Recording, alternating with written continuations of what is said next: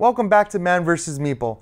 I'm Ryan here today with a Kickstarter preview of The War of the Cross, which is a board game based on the popular 7th Sea role-playing game series. The War of the Cross is a game of strategy and diplomacy for 4 to 7 players from Wick Presents. For those already familiar with 7th Sea, you're going to recognize a lot of this. The War of the Cross was an important historical event that takes place within the role-playing game.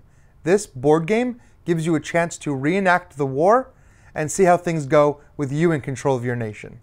Let me point you to the board, and I do want to say this is a Kickstarter prototype. Nothing you see here is final. These wooden tokens currently represent the heroes. These are going to be sculpted minis. This is going to be a deluxe board, and these chits here that represent your military and navy will be different as well. So take it all with a grain of salt. Realize that this is a work in progress.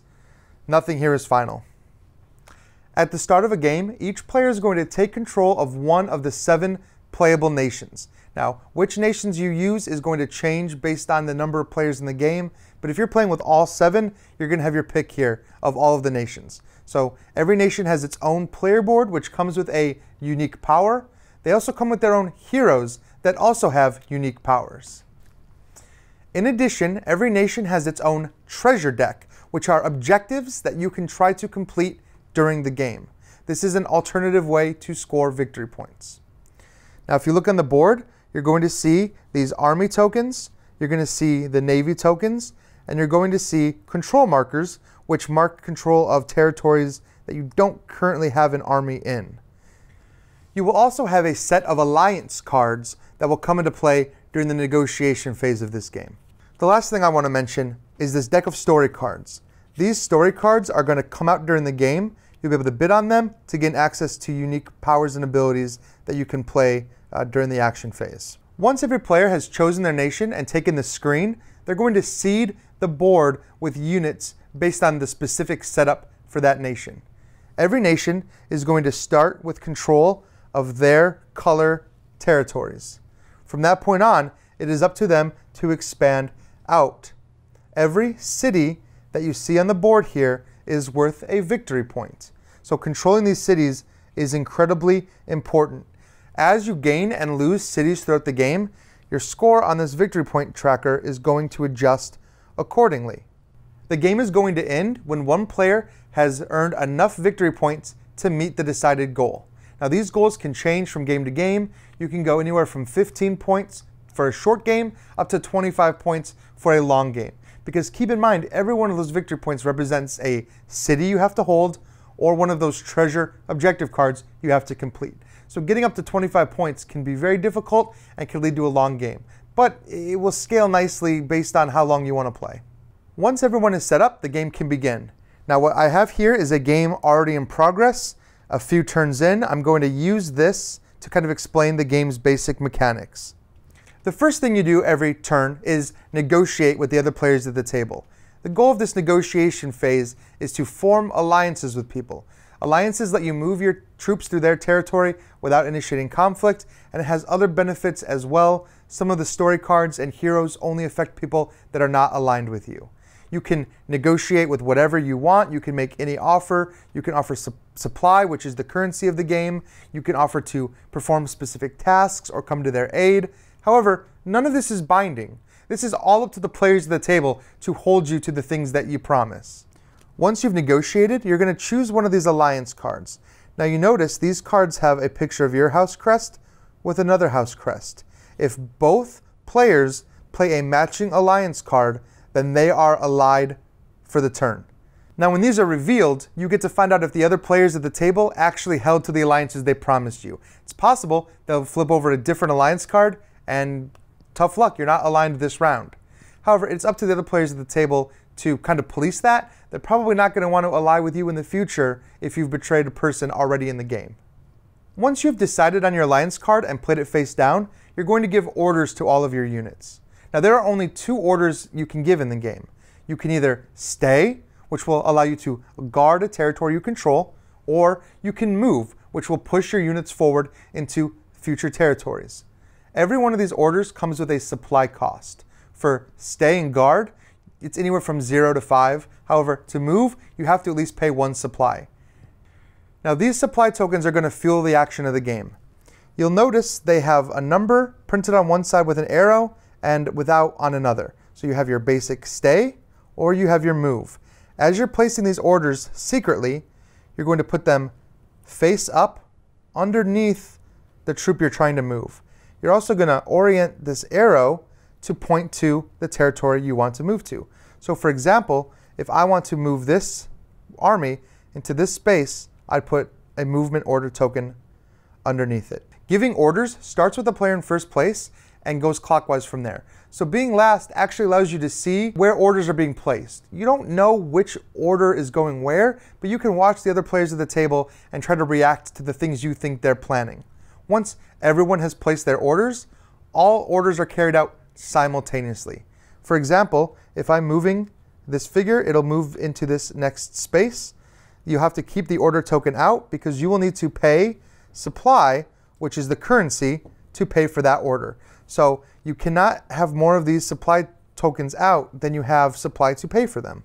Once everyone has finished moving all of their troops, you'll notice the board state will change. You're going to have certain armies that share the same territory with each other. Now, if you are allied with these, there is no fight. Nothing bad happens here. However, one of you is going to have to move out of that space because only one token can be in a space at the end of the round. If it is a fight, then you look at the total number of units you've moved into that space, plus the supply you spent to move their units there. So for example, this army has a supply of 6. If I had moved another army in from another location, I could have a total strength of 7 here.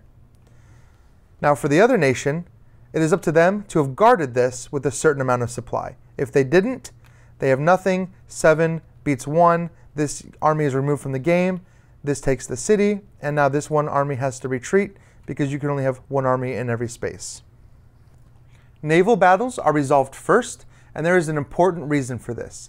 After naval battles are resolved, if you have a chain of ships that connect across multiple sea territories, you can actually move one of your armies through that supply chain to somewhere else on the board. For example, since my nation has a ship here, if I had an army here, I could actually move this army through the ship to any one of these connected territories. This is incredibly important, but also makes this ship a target. If an enemy nation had moved in and destroyed my ship, I can no longer make that transit. Once all of the sea and land battles have been resolved and all of the doubled up units have retreated back so that there's only one unit in every territory on the board, that is the end of the action phase, and you go to the end of the round step. Now, if anyone has claimed a treasure card that round, which just means that they have moved a unit into the space that their treasure card tells them they need to be at, they will claim bonus points for that round. Otherwise, you will look at the board, you will count up how many cities you control, and you will adjust your victory point counter to reflect that. For example, my nation took a city, so I'd gain 1 victory point. However, I took it from this nation here, so they would actually lose 1 victory point. Every nation can have a number of units on the board equal to the number of cities they control. So if you have 7 cities on the board and 10 units, you need to discard units back down to 7. However, if you have 7 cities and a bunch of your units got destroyed and you only have 4, then you get to add 3 units back to the board, putting them on any cities on the board that you currently control. This kind of keeps things even and stops any one person from being completely obliterated. As long as you can hold on to those cities, you're going to get units every turn. After that, you count up the total number of territories you control, and you gain that many supply tokens. So that is the way you refresh your supply. It's worth it to take territories that don't have cities, just because you will get those supply tokens during that round. At the end of every round, you are going to bid on these story cards. What you're going to do is draw 3 story cards, place them out in a row so everyone can look at them, and then everyone is going to secretly bid a number of supply. You'll do this by taking supply into your hand and then revealing your bid. Regardless of how much you bid, your bid is spent. Whoever bid the most gets first pick of the cards. Second gets next, third, and so forth until there are no cards left. This means that you can bid and get nothing if you didn't bid enough.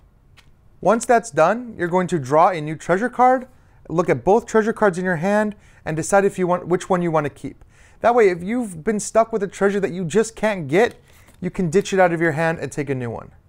These treasure cards can be a great way to earn victory points if you're having trouble holding on to cities. Once this is all done, each player will have reset the number of armies they control to match the number of cities they have, they will have refreshed their supply, and they will have potentially drawn and kept a new treasure card. Then you can move on to the next round. There is not a set number of rounds in this game. It will continue on until someone has met that victory point goal. Then we are right back in with negotiation. However, the board state has changed at this point. Maybe your allies from last round, you don't want them to be your allies this round. That's fine. It starts over with a brand new negotiation phase every round. You get to bid at the table. You get to make those promises, maybe explain why you didn't keep your promises last round, and then you're going to play another alliance card this round as well. So you're going to keep doing these things every round until somebody has hit that victory point condition. However, this will not be as easy as it looks. As one player starts to get ahead, the attention of all the other players is going to turn on them, because it doesn't matter which cities you take as long as you take cities. So if somebody is far in the lead, it's probably a smart idea to go after them and try to take their cities. And that is a brief overview of the War of the Cross. Now, this game may seem mechanically simple in that really your main decision is whether to hold or advance with every one of your units. However, there is so much strategy and deep thinking that goes into every one of those moves. You're either exposing yourself to an enemy attack, you're trusting your ally to follow through on what they promised during the negotiation phase, or maybe you're just winging it in a chance to get one of those treasure cards and win the game. But if you do that by losing your cities, then you're stuck for another round. So there is a lot that you're going to have to think about and consider with every single one of those orders. And that is why this game actually comes with a 2-minute timer. You have 2 minutes to make your negotiations, and you have 2 minutes to give your orders. This is supposed to represent the chaos and real-time aspect of a war. You don't get to just sit and consider every possible avenue when you're giving your orders. You need to think fast and get your orders on the table, or you'll run out of time and you won't be able to give those orders. You can take a look at their Kickstarter page, which should be live right now. And that's going to show you detailed pictures of the minis that you're going to have in the game, of the board, some of the upgraded components and things like that. So you can look at this as a good example, but head over to the page to really see what the game is going to look like in action. Thank you guys so much for watching. Just please take a minute to subscribe here on YouTube, like us over on Facebook, follow us on Twitter, catch all of our great content. We have some great videos in store for you soon, and I will see you all next time.